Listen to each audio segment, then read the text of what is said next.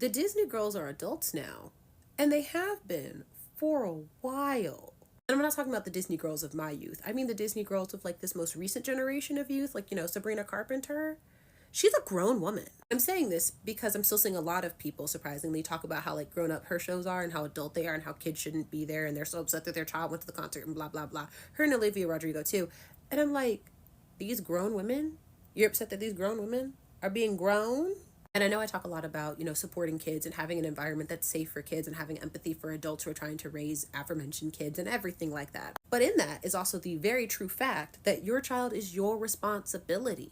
Maybe before you buy your child tickets, listen to the album. Listen to any album. This might be her wildest album, but it's not the only wild album. I was listening to A Nonsense Christmas yesterday and almost cut it off for my baby. And you know whose problem that is? Mine. Like, yes, we live in a society with other people. Children are a part of that society. Society should be safe and caring of children. And a part of that isn't making sure that every concert is kid friendly.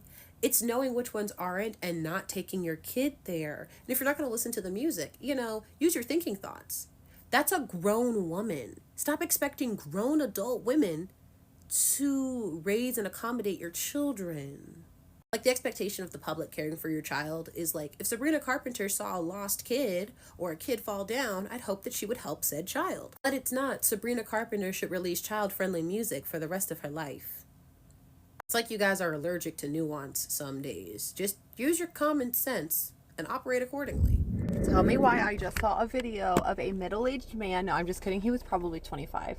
And I'm really not trying to like make fun of him or anything. And I'm not going to tag him. But basically, he was like, he had a revelation, okay? And this is going to sound terrible. So you know what? Cancel me, unfollow me, just do it already because just get it over with. Just rip it off like a Band-Aid. Whenever people say like men mature slower or men stop maturing at age 12 or whatever, this is what I think. And this is going to sound insane. I have this theory in my head that I'm sure is 100% false, not true in any way, shape, or form, that men stop maturing at the age they start engaging in porn use. I don't know. I'm just throwing it out there. Because I feel like a lot of these men, they grow up, right, to a certain extent, and then as soon as they fall into that trap of like habitual porn use, porn addiction, and that becomes their coping mechanism for life, they never have to develop any other healthy coping mechanisms. They never have to develop any other worldviews because that porn use that they are engaging in is going to completely shape their views of the world to some extent. It's going to shape the way that they view women, the way that they treat women, the way that they view themselves, the way that they view sex, the way that they view relationships. It does so much damage to their brain, their psyche, their emotional and spiritual health, and their physical health. It's insane. And I have this feeling because I feel like so many men out there, like the way that they like look at this stuff is like, almost reminds you of like what a 12-year-old would think. You know what I mean?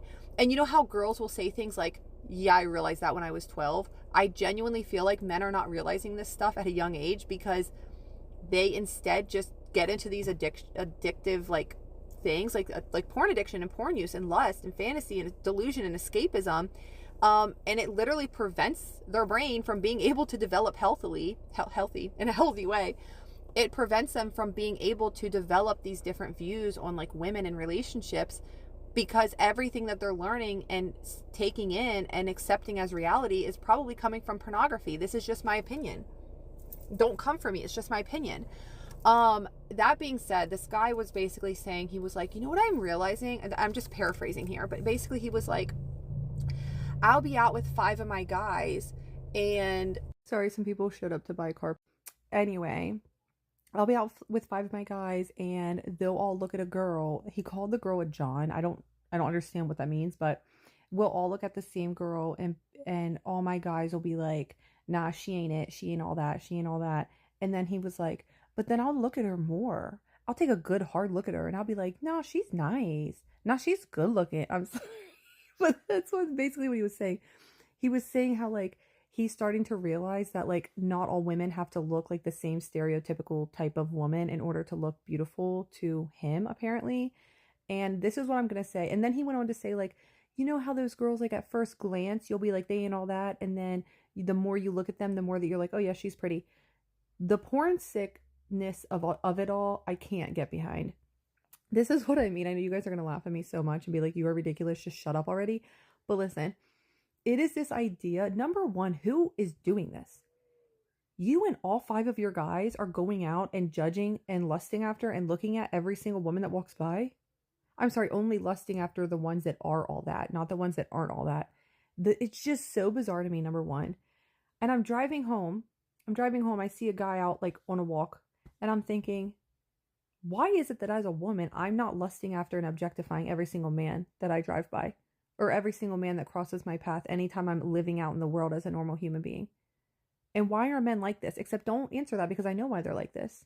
It's because of the porn sick culture society that we live in, that yes, lust has always been around, absolutely 110%, no doubt about it.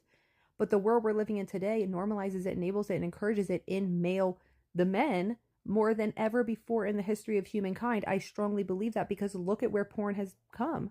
Look at internet pornography. Look at the usage of internet pornography, literally used more frequently, more visitors, more clicks on a daily basis than every single other social media app combined, all of them combined. That's scary. That is terrifying.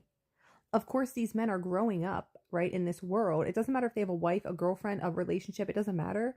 Their brains and their bodies have already been completely conditioned to only objectify and dehumanize women. Every woman that crosses their path, every woman. They're not stopping to ask, how old are you? They're not stopping to ask, hey, are you married? They're not asking for consent. They don't care about consent. They don't care if these women are even of age. They're just checking out women, and that's just what they're doing, because that's what they've conditioned themselves to do since literal childhood, because most people are first exposed to porn between the ages of 8 and 12 years old. That is not normal, but it is normalized. That is not glamorous. That is not healthy. That is not okay. And also all the girls in the comment section of that video just being like, what do you mean? Like, what? Like, it's this this huge revelation for a grown man to be like, oh yeah, a woman doesn't have to like look like a porn star or an Instagram model in order for me to find her attractive. I can find a regular old woman attractive. I don't care. That doesn't even sound good. And I think that, you know, whenever he said that stuff, I kind of get where he's coming from, but I also think that he like wanted to sound like he was like doing women a favor by being like, yeah, if you look like a regular old biatch, I can still think that you're attractive. We don't need you to think that. And I just don't understand. I mean, I know there's women out there that like, they do want that validation. They do want that lust. They do want that attention. I know that. But like most women, like regular women, I don't understand this idea of like, and the other thing that scared me was the fact that he was like, yeah, when all 5 of my guys, whenever we're out in a group and like, we're just checking out women, we're looking at women, that's just what we talk about, women, the way that women look. I don't understand that, and it scares me. It scares me because knowing that like half those men are probably in relationships. Isn't it scary to think about like getting married, having kids with someone, and like the second they get around their guys, or like they're in a group of like coworkers that are men or whatever, that it's just a given that they're just going to check out women. They're just going to objectify women. They're just going to talk about women. Oh yeah, she's hot, she's not. She's hot, she's not. She's all that, she isn't. She's this, she's not. Like it's insane. And also, half of the women that those guys will probably look at and be like, she ain't all that, are probably drop dead gorgeous and way out of their league anyway. I know that's a controversial thing to say, but I said it. Where do men get off? Nope, don't answer that because I already know. No, but seriously, I think that we need a cultural reset. I think that we need a ban on pornography. No, that's terrible. But I do think that we need to start talking about this because I just don't think that it's normal. The thing, you know how in Modern Family, Manny starts dating Sherry and Sherry ends up moving in with Manny even though she's so fucking annoying that no one really likes her. And when I say moves in with Manny, I mean she moves in with Jay and Gloria, and Gloria has to pretend to like her, and Jay has to start like trying to like her even though she's so annoying. And then Manny and her keep dating, and on his birthday or Christmas something, I think on his birthday, Manny, yeah, no, because it's the birthday episode. On his birthday, I cannot believe that I'm having a spilling coffee week. Manny proposes to Sherry while they're improvising, which is so many things. all at once. And Sherry says no and runs away. And Gloria, because Manny is being such a little bitch about this, okay, here's the thing, like, Manny is being such a little bitch about it. He's whining and he's crying, and, like, you know, this is his first real love, this is his first major love. He is absolutely allowed to be in his feels. What he is not allowed to do is, at his little cousin's birthday, blow out her candles and say, I wish I were dead, because he's so sad about the Sherry of it all. And instead of telling her son to man up like she would to any other member of the family, Gloria continues coddling Manny. And she continues coddling Manny by trying to get Luke to talk to Sherry and have Sherry take Manny back, and it's all depending on Luke in this moment. And Luke talks to Sherry, and Luke falls for Sherry. And Sherry and Luke start dating. And Gloria gets so mad at Luke that she decides that actually he should be kicked out of the family for good. Actually, he's not worthy of the time of this family. He should be kicked out permanently. No one likes him. He's worth nothing. And she says things that she absolutely cannot take back. Manny, meanwhile, is actively trying to sabotage this relationship fully by telling Luke all these ways that he can keep Sherry, which actually drive Sherry away immediately. So then Luke loses Sherry. Gloria's still mad at Luke for this thing that she sent him to do that she had no business sending him to do. Like, she had no business sending her nephew, grandson to do this thing, because it's A, not really her business that her son's been heartbroken. B, she should be teaching him how to cope with this heartbreak instead of making it everybody else's problem except for hers. And C, the fact that she decided that her grandson, and she's always like, family is more important than anything, but the minute that somebody steps out of line with her son, they're dead to her, which, like, we see over and over and over again with Haley and with Luke. She wants to kick these kids out of the family anytime they step a toe out of line, but Manny steps toes over the line all the time, especially in the way that he's so fucking creepy. Okay? And Gloria makes it everybody else's problem.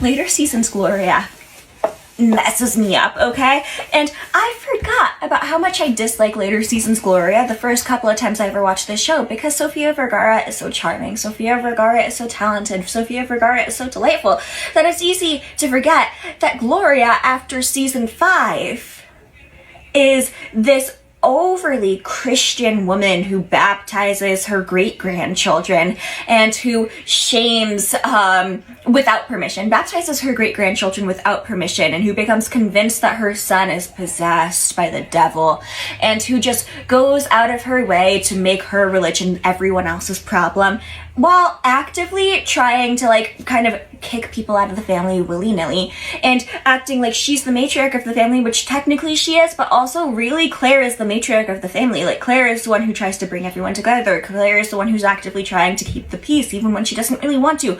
Claire is the one who's doing all this stuff because Claire has always had to do this stuff because of the Dee Dee of it all, because Dee Dee didn't do shit in their house, and Claire had to step up and take over and do all that.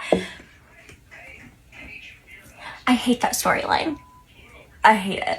I hate it so much. Because A, it's stupid. B, it takes away the friendship of Luke and Manny for basically the rest of the series. C, it reminds us that Manny never actually grew, because D, Gloria never actually taught him how to feel emotions. She always went, he's a lover, he's a just like his father, he's just so emotional, I am so emotional, he's just like me. And instead of trying to be like, hey, we have to, like, learn how to use these emotions for good, or hey, maybe we shouldn't be so creepy to every single woman we meet, maybe you shouldn't be actively trying to get 16-year-olds to go out with you on dates, maybe you shouldn't be actively trying to, like, get these women constantly, even though they turn you down and you just keep going for it. Yeah, maybe.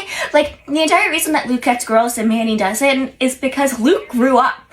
Luke literally has this moment where you can actually see where he grew up, and it's the episode where Manny becomes popular in their high school and Luke is not, and Manny's invited to these parties and Luke is not, and Manny, like, goes to these parties without Luke, and Manny's like, I don't really know why I'm so much more popular than you. It's kind of weird, you know? I guess I just came into my own. And that's the last moment we really get to see Manny come into his own, because Luke starts trying more things and trying to be a better person, also trying to get girls and trying to be creepy. But when Luke is being creepy with girls and trying to get girls, he actually starts like learning about them and getting to know them emotionally and like bonding with them. And the feminist episode where they're going to the feminist march is the best example of this, because is Luke using his pretending to try to learn about feminism to meet women? Yes, he is. Is Manny actively pissed that Luke is pretending to be a feminist because he just wants to get in girls' pants? Yes, he is. Is Manny also really only pretending to be a feminist so that he can get in girls' pants? Yes. But he's pretending to be holier than thou about the entire thing because he really believes in this issue and really believes in all this stuff.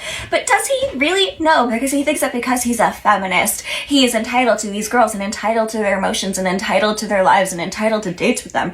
Whereas Luke doesn't really believe that he's entitled to anything with girls, which is also why he gets these girls. Because if that girl weren't like swearing that she won't sleep with anyone until everyone has rights or something like that, it was a silly thing. And he like immediately bounced and was like, okay, I'm good, bye. Like, yeah, the joke is that he's only dating that girl to get in her pants, but while dating that girl to try and get into her pants, he was actively learning to be a better person. And if he had continued dating that girl, he probably would have continued to be a better person. But they want to make the joke that Luke's the bad one and Manny's the good one, even though that's avidly not true, because Manny I can't use the example that I have because I would get in trouble, but I knew someone who actively refused to grow up and whose parents wouldn't parent them enough to grow up, and you would believe up until that kid was 17 that they were still 9 years old from all the ways that they behaved and behaved poorly because they were constantly trying to feel girls up and do all this stuff. And it was weird. It was odd. It was strange, and it was the parents' faults. But it also trickled down into being the kid's fault once you reach a certain age and you learn right from wrong, or you're supposed to have learned right from wrong, because even if your parents aren't teaching right, the school is trying to teach you parts of it. And that's the Manny of it all. Manny thought he was entitled to Sherry because he loved her, so therefore Sherry should also love him back. And do I like Sherry as a character? God, no. She was boring. She was annoying. She was in people's faces without any permission from anyone. She just was such an issue. But was Manny the bigger issue in all of this? Yes. And because of Manny's issues, was Gloria also a big issue with this, to the point that it could all be trickled up to be her fault? Yes, because she never taught her son how to be a human being because she wanted him to be her little boy forever. And ew. And also her jealousy with every single one of his girlfriends was also weird and gross. I get that it was supposed to be a joke and a commentary on Latina moms, but you know what? It was an annoying commentary that never got resolved or healed or fixed, as everything in Modern Family did not get healed or resolved or fixed. And yes, before anyone asks, I do love this show. I really do. This storyline I hate with all my heart, but I do love this show. Okay, thank you. Thank you. Goodbye. Also, look how great my hair looks today. Like, phenomenal. Okay. The next one is talking way too much about female genital mutilation. So female genital mutilation is a real problem that happens in a lot of different countries, and it affects a lot of women. That being said, the only reason that these people talk about it so much is because it's the only way that they can link the oppression of women to genitalia and therefore exclude trans women. First off, it's quite literally impossible for someone to talk about FGM too much because it will never ever be talked about enough. Nobody talks about FGM. Please, nobody can talk about FGM enough. In the video, she is trying to tell people like signs or red flags for alt-right feminism, which she is obviously trying to talk about radical feminism but doesn't straight up say it, but she is obviously using the talking points of radical feminism. FGM is not the only form of sex-based oppression that women face. There is plenty of others, and I feel like cancelling people that talk about sex-based oppression or trying to pretend it doesn't exist or label it as transphobic is like such a dangerous path for us to go down. And this isn't just an attack at the creator of the video, this is also an attack at the 20,000 people who liked the post and commented in support. You guys will quite literally put aside women's real life suffering through acts like FGM, Put that aside so that you can get brownie points on TikTok. I've never been one to buy into the idea that man is fundamentally evil, but when I stop and think about the existence of environmental lawyers, it becomes very hard to deny the villain accusations against humanity.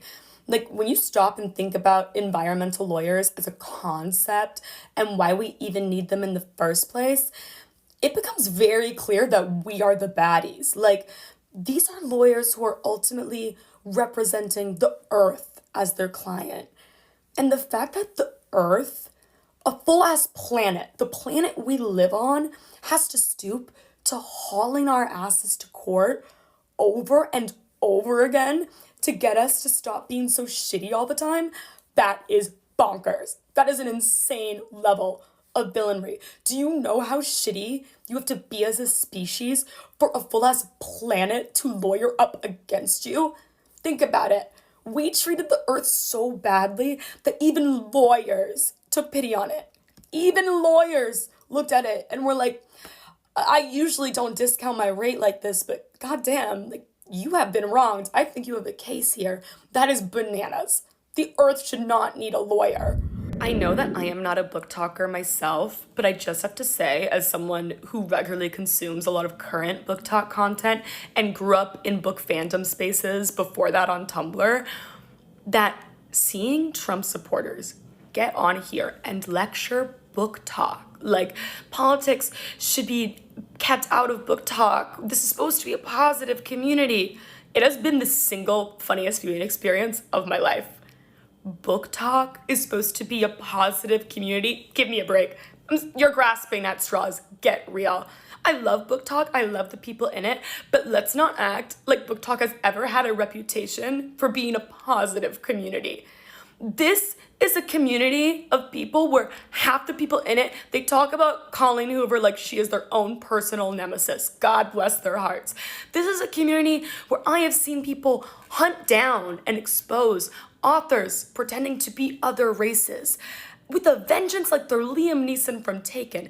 This is a community where people will level defamatory, character assassinating remarks at you based on who you ship. This is a community that commits espionage, that is ready to post screenshots at the drop of the hat. This is a community that always has the time. Don't act shocked. A culture fixated on female thinness is not an obsession about female beauty, but an obsession about female obedience. Dieting is the most potent political sedative in history. A quietly mad population is a tractable one. That is Naomi Wolf.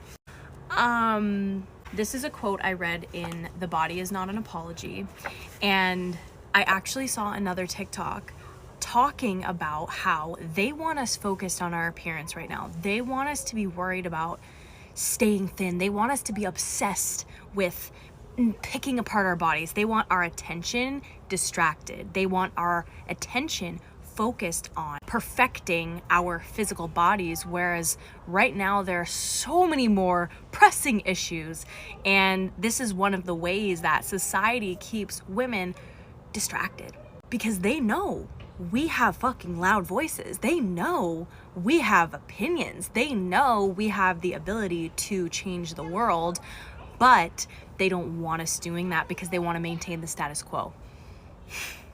So if anything is going to help you on your body image healing journey, is that society and patriarchal values want women to stay thin. They want us to be almost childlike, be almost, docile. They want us distracted and focused on our bodies right now. Take up your space right now. Take up space. If any time is the time to take up space, it is now. Be honest with me, are we really surprised by the rise of conservatism? When even in left-leaning echo chambers, this kind of rhetoric seeps through, when these are the influencers people are enamored by? Are we surprised? Are we surprised? Gentle reminder, the internet is actually a really effective tool of gauging ideological shifts in the real world. Even if Nora Smith isn't trying to promote trad wife ideals, her content still represents an archetype. Yes, Jet treats Pookie incredibly well, but the whole idea of princess treatment has conservative implications. Yes, people have always been drawn to affluence and content creators, but not in the context of relationships and gender norms. Looking at the influencers people suddenly begin to exalt is really telling as to what we as a collective begin to view as desirable. And that hints at a cultural shift. Even with fashion trends, old money, quiet luxury, wealth whispers, come on guys. After 2020's highly saturated, over-the-top Indian alt aesthetics, do you really think that TikTok flipped to the muted, luxurious fashion for no reason? No. It's the product of an increased favorability towards the notion of social mobility through the tools of, God, social signaling through material. People replacing their frog hats with fake Birkins and Van Cleef tells us they'd rather be perceived as elite than an individual. It promotes conformity and position in a social hierarchy, which can also be perceived as stability. But it's classist by nature and also likely a fear response. But anyway, listen, this happens every few years. After the hyper-progressive push forward during quarantine, there's now an equally strong counterculture pushback towards traditional values. This happens with every movement and we need to be aware of it. It is reflected in our media, our fashion, our aesthetics, in everything. Trends never exist in a vacuum. And when you follow them mindlessly, you inadvertently echo the ideology that backs them. Guys, please. Our algorithms have been giving us blaring signs for over a year and it's our job to at least recognize that. I don't care that Astrid's black, like her hair's not blonde enough. I don't care that the Little Mermaid's black, her hair's not red enough. It's always gonna be something. It's always gonna be something. It is because they're black. It's always because they're black. What kills me is Astrid looks like Astrid. The woman they cast, I think her name's Nico something, she looks like Astrid, just like her. Halle Bailey honestly fits it. She looks like she would be a mermaid. Her face does. So evident with The Little Mermaid especially because y'all were like, oh, her hair just needs to be more red. Like, you see the cartoon, it's bright red. But no one gave a fuck when Cinderella live action came out and her hair wasn't bright yellow. Like, her hair in the cartoon is primary color yellow and she came out as a natural blonde, of course. And so naturally, when Little Mermaid came out, she came out as like a natural redhead. But no, it needs to be bright red. Oh, that's my only problem. It's not because she's black. Okay. Yeah, okay. And Astrid, please. She looks just like Astrid, bro. And also, I'm almost positive the actress is Scandinavian. Like, she is Scandinavian. She should be in the show. And also, I can't tell from the pictures that I've seen, but I'm almost positive her hair is in like those Viking braids that y'all like to throw in black people's faces every time they tell you you can't get your hair braided. You would think you guys would eat this girl up. Because she looks just like her, she is Scandinavian, and she's got the hair you guys love to bring up every 14 seconds. It's always gonna be something. You know what? Let's talk about live action Belle. If we're gonna start picking these bitches apart, let's talk about live action Belle. She looks just like the poster. Her singing, god awful. God awful. Halle Bailey may not look exactly like the Little Mermaid, but she's pretty damn close, and she ate that roll up. Frankly, Belle did not.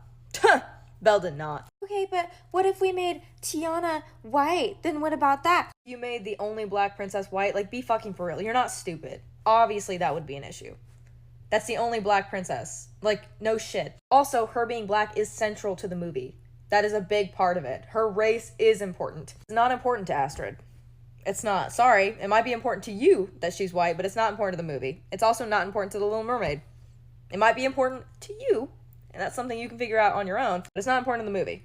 Okay? There is more redhead representation in Disney and in like cartoons in general than there are black people representation, which is crazy considering how many more black people there are than redheads. But that's something that I've noticed for a while and I really want to look into because I'm just convinced that people, in order to add diversity, they just add redheads. I see so many redheads and I'm like, what the why? Not important. Main point is you guys just have an issue with black people. That's all it is. There's never been a reasonable complaint that I've seen over a black casting other than you're racist and you want them to be white. And for everybody who's like, oh, little me's crying, I used to look up to so-and-so. Bitch, you have 18 more blondes to look up to. You're fine. You will be okay. You can still watch the OG. You'll be okay. Okay, addressing a few things. For everybody upset about what I said about Emma Watson, not this comment specifically, but there were several comments that were like, I really love that movie. It's my favorite movie. Not too much on her. I love the movie. Genuinely, I did. I really enjoyed it. But if we're going to have these small, insignificant critiques, y'all should keep up that same energy because frankly, if y'all are going to bitch about her hair not being blonde enough, a genuine critique would be Emma Watson can't fucking sing. Every time that woman sang, it was like auto-tune was like bouncing around in my brain. That's a good critique, because frankly, they could have cast someone who could sing and they didn't need that much auto-tune. And frankly, I think that would have made the movie so much better, so much more enjoyable. Even if the person didn't look as perfect as Emma Watson, if she sang better, it would have been a better movie. Which is why I use Little Mermaid as an example, because yeah, okay, maybe she wasn't white like the initial princess, but because she sings and acts so well, she did an incredible job. That was my point. Sorry to everybody who was upset with me. I thought the movie was great, and she did a great job acting, specifically. Singing, I'm just gonna... And for everybody who's like, oh, Nico Parker is white. She is white. Stop calling her black. I don't think I can speak on this. I'm gonna let you guys handle this one. You're right. I'm wrong. I don't know. I don't really know what to say. It's possible that you could be walking around this earth not living up to your full hot potential, that you're wearing the wrong tones and the wrong... I hate this stupid fucking computer in my pocket. Just let me live. You know who in Modern Family, Manny is constantly trying to get women, but he is really just trying to pretend that he's such a good, nice guy while he's doing it, capital N, capital G, nice guy, and that he just really likes women and appreciates women, and he knows women better than women because of how much of a feminist he is and all that jazz. And you know how Luke is just actively trying to get in girls' pants when he's older specifically, not when he's younger, which is a very big difference between Luke and Manny, because when Luke is younger, he is not considered sexual in the way that Manny really is. Like, Manny is constantly trying to get women at the age of 11 in an unhealthy, strange way, and it's concerning, honestly, to a certain extent, how Gloria is willing to just accept this and let it be something that happens. But back to the time period later in the show when Luke and Manny are both actually actively interested in girls, and Luke and Manny are both trying to get girls, and Luke and Manny are actively hitting on girls. This commenter, no hate, no shade, anyone tries to bully them, I will block you or delete the comment or whatever, depending on how bad the comment is, okay? This commenter says that Luke is just as bad as Manny because Luke is just more open and over about how he's trying to get girls. But that's actually why Luke is better than Manny, because here's the thing. Luke doesn't lie about who he is. Luke does not lie. He does not have the ability to lie about who he is. Luke as a person is very outright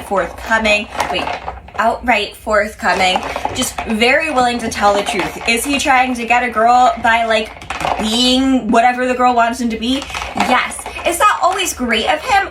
No. In the Me Too feminist march movement episode, when he's trying to get the same girl that Manny is trying to get, and he's actively changing everything about himself to be with this girl more, technically, yeah, it can be considered a little creepy, but if we are just doing a side-by-side comparison between him and Manny in that episode, Luke isn't lying about who he is. Is he changing the parts of himself that this girl technically wants him to change to become more like that? Yes, but we see that by the end of the episode, he is actively really trying, like, starting to believe everything that this girl says and be a part of the movement. And again, as I said in the previous video, is it that, like, she wasn't gonna put out the reason that he stopped really being into her in that moment? Yes, but here is the thing. He didn't lie about it. And I know that sounds like the bare minimum, and people are going to put in the comment section, that's the bare minimum. Yeah, we're living in a bare minimum world, bestie. The fact that there are guys like Manny out there who exist, and I specifically use Manny in this example because Manny is so actively trying to get in these girls' pants, but he's trying to be really smooth about it. He's trying to say that he really believes in the movement. He's trying to say that he really understands women, and he's trying to mansplain the entire concept of feminism to these women. And sorry, my sink is gurgling. It's really funny. It's fine. It's a funny sound. Anyways, he's saying that he knows the movement better than women, and he's saying that he can do this so well, and he mansplains in that episode about what mansplaining is. Manny pretends to be a feminist and pretends to respect women so that he can get women. That's his play. And the issue is girls will believe that, and girls will think it's true, and girls will think that he's not even trying to get with them. He's just trying to be their friend and be there for them and really get it. But we see in that episode, we see from the way that he talks about the girl that Luke is trying to get exactly what he actively thinks about that girl. Because he's like, no, I deserve her more. I belong with her more because I'm actually a feminist. And that immediately, by saying that you deserve her and belong with her because you're a feminist and therefore she should choose you, makes you A, not a feminist, and B, the problem, the issue, the grr. The only word in my head when I was thinking that is grr. Because Luke is outright, and I've made videos on this before and I'll make videos on this again. The issue is not the Playboy. Like, people try to say that the Playboy is the issue all the time. When I was a 20-year-old and I was dating all these guys and I was having fun, I'm 29 now, there's not much difference in my life except that I was so much more outgoing when I was 20 because I wanted to, like, actually go out and do things, and I'm like, ooh, but I could, like, stay in and, like, be chill. But anyways, when I was a 20-year-old girl, I would date all of these guys, and I was working as an extra in Atlanta, and it was a very different world, and there were all these super attractive people around you at all times. And so I dated this guy. We'll call him Jake. Okay. And Jake was one of the prettiest people I've ever seen in my entire life, okay? Absolutely stunning, absolutely beautiful. Met Jake when I was 18 going on 19. He was like 21 going on 22, something like that. We were both working as high schoolers on the DEF, and we just kept matching on Tinder, matching on Hinge, matching on Bumble. Actually, I don't think Hinge existed yet, so matching on Tinder, matching on Bumble, getting to know each other, and then he'd ask if I wanted to go to his place to hang out, and I knew what hang out meant, and I was a virgin, so I was like, no. I'm good. I'm sick. It took me 3 years to say yes to doing that. Wait, 2 or 3 years, okay? Meanwhile, all the while I'm considering Jake, that's why I said his name was Jake, a friend. I'm considering Jake a good guy, a good person that I like, because we understood each other. We both knew what we were looking for. He was upfront, I was upfront, neither of us was lying, and I considered him, for all intents and purposes, a friend. We'd see each other on movie sets, he'd be nice, I'd be nice, it'd be great, and I would know that he was hooking up with other girls. Meanwhile, I would tell these other guys that I was friends with or that I was dating, oh, you were on that movie set, my friend Jake was on that movie set, and they would stop. And the Atlanta acting community is small, and they would know exactly who Jake is, and they'd go, your friend, Jake? And I'd go, yeah. You know him? And they'd go, yeah, I know Jake. How do you know Jake? And I just smiled and went, probably the same way most girls in the Atlanta extra community know Jake. It's not a secret how a lot of people know Jake. And so they would go, oh, and they'd start judging me for having hung out with Jake because Jake was such a whore. I was about to say hoe, and then I started saying whore. And they'd go, he doesn't respect women. He doesn't. And I'm like, I go to Jake's place, and we hang out all night, okay? And I'm a virgin at this time, and I'm not doing much with guys when I'm going to their place and we're hanging out. And he doesn't do anything. He doesn't try anything. He asks, I say no. I don't have to use my 1, 2, 3 strikes you're out system that I use with every other guy I date. We get one, he goes, oh, okay, so we're just gonna cuddle and make out and watch a movie? And I'm like, yeah. And he's like, great, let's cuddle, let's make out, let's watch a movie. And we would have the best time every time. And I would still get invited over, and we would still hang out. You wouldn't expect anything. And meanwhile, these guys, I'd go over to their places, or I'd just hang out with them at the movies or something like that. And we'd go on our dates. And I would say, hey, no, we're not doing that. Don't do that. And there would be 1 strike. And then they'd try it again after saying that they totally understand. They just want to make me feel good. And there would be 2 strikes. And then it would happen again. And the 3 strikes you're out system means that I leave. And the only person in that entire community, in that time that I was dating these guys, the only person who actively respected the 3 strikes and you're out system was Jake. Sushi David didn't respect it. My friend Colin, who was a really good friend that we started like actually considering being more, didn't respect it. No guys respected it. The guy who everyone considered a whore, who everyone said didn't respect women, was the only one who respected me enough to listen when I said no the first time. And it's also why I never felt led on by him. I knew exactly what he was looking for. I knew exactly what I was looking for. I knew that our looking for things worked together very well, so we kept hanging out and seeing each other, and I didn't expect more, and he didn't expect more, and it was great. And that's, back to what we were talking about, is what Luke Dunphy does. And you know how I know that that is what Luke Dunphy does? Because when Luke Dunphy dates the significantly older woman who is the mother of one of his friends, he is willing to change himself for her so that he can be more of what she's looking for. B, becomes more of like an active figure in her family and in her life. C, becomes more serious about his job. And D, doesn't hide who he was in the past or who he is currently, which is also why she breaks up with him for a very stupid reason, mind you. But Luke never lies about who he is. Manny always lies about who he is to try and get what he wants. And that's into a girl's pants, and if she doesn't want to be with him, then she is no longer worth his time. Luke doesn't really want to be with the girl if she doesn't want to like be with him, but he's also not lying about it. And yeah, it's the bare minimum, but it's also a really huge deal. Because for so many reasons, it's a huge deal because it just doesn't happen that often that someone will be outright, forthright with you on what they are looking for. And it's everything.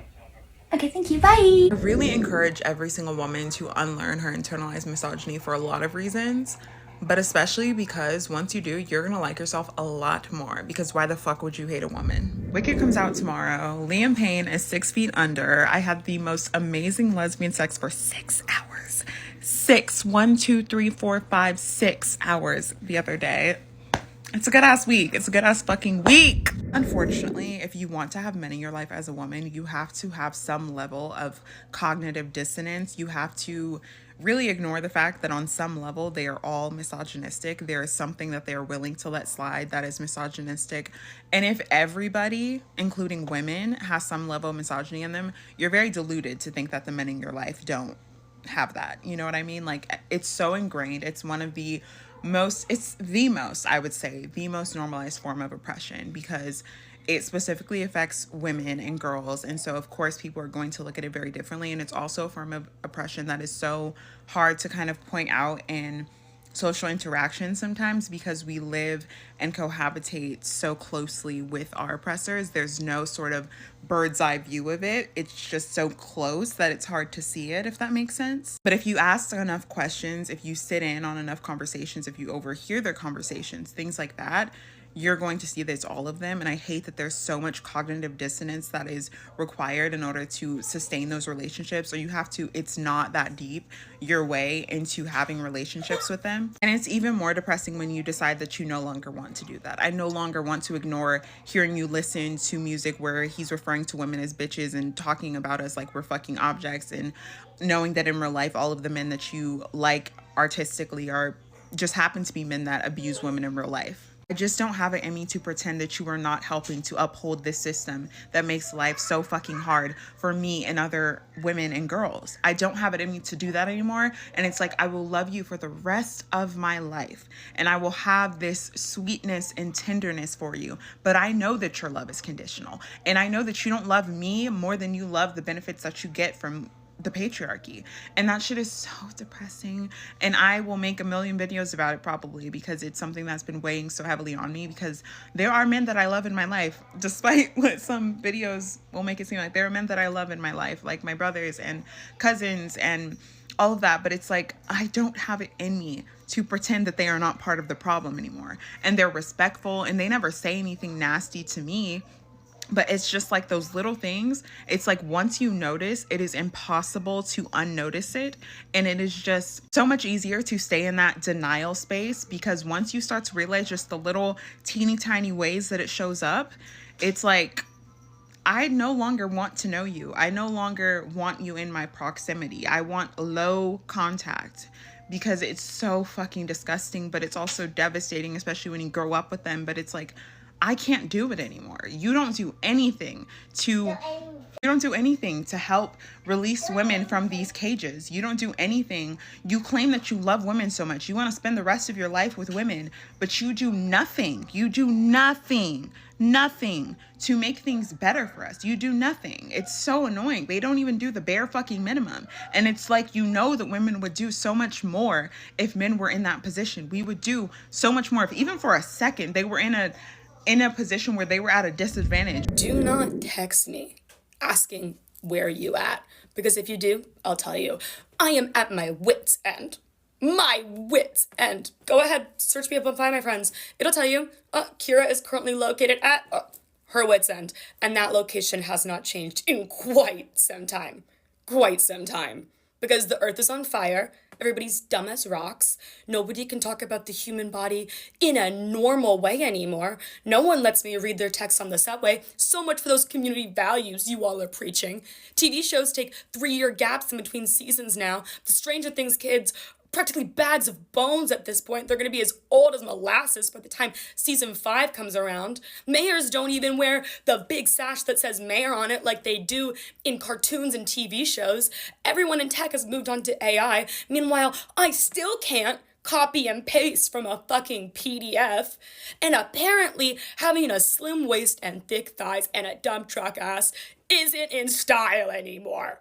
Apparently, it's no longer trendy. And now I have to deal with these shenanigans? No, the buck stops here. No more tomfoolery. From now on, it's Tom Critical Thinkery. Or else. What I don't understand about all these young men who are like, I have to become a Nazi or an incel because all these girls are mean to me and I'm lonely, is that like, I've been lonely and boys have been mean to me, and you know what I did?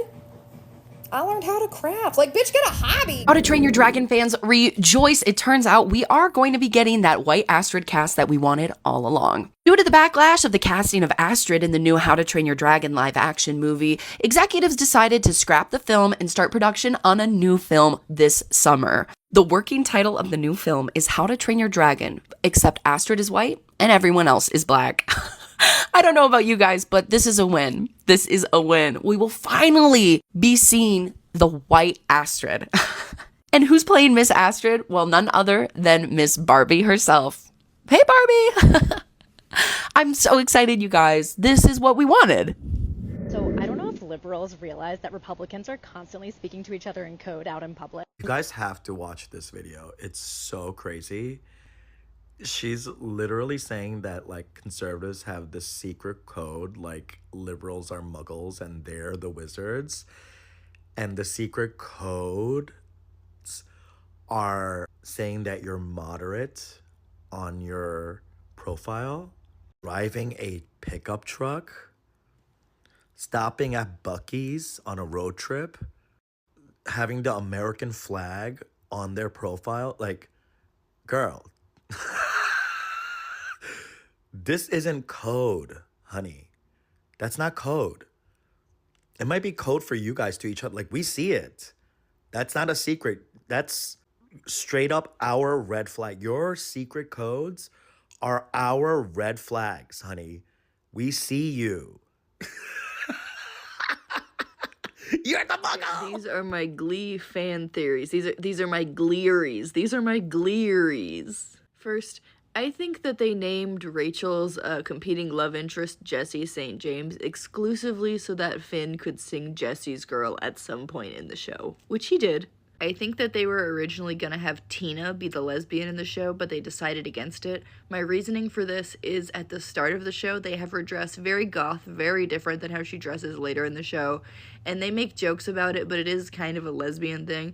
And then also her audition song for Glee, the first song she ever sings in the show, is I Kissed a Girl. She does this move in it that's very like sexual, but like gay sexual. I think they were gonna have her be the lesbian. But next theory, I think that they were fully aware of what they were doing by making Artie sing all of the traditionally black male songs. The evidence for this one is the Michael Jackson episode specifically. There's a lot of other episodes where they do this too, but instead of hiring any black male cast members, they decide Artie's kind of in the same vocal range, we're just gonna have him sing all of them.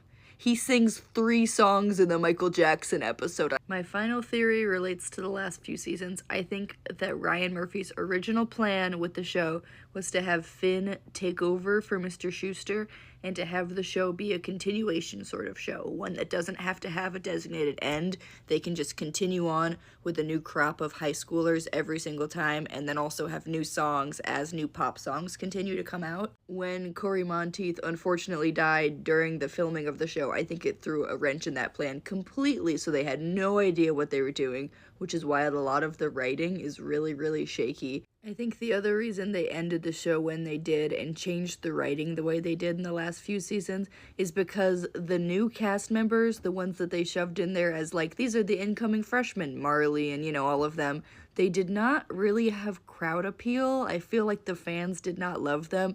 they had the appeal from the Glee project, but then when they got shoehorned into the actual show, it just didn't work. So they focused more on the people in New York, and that was weird too, because why are all the New Yorkers coming back home to high school all the time? Anyway, I watch Glee too much. I have been getting tagged in Liam Payne TikToks all day today and yesterday. And someone DM'd me and they were like, can you talk about Liam Payne's death? It happened in Argentina and you always talk about what's going on in Latin America. What? Regardless of what you thought about Liam Payne, one thing's for certain. Johnny Depp next.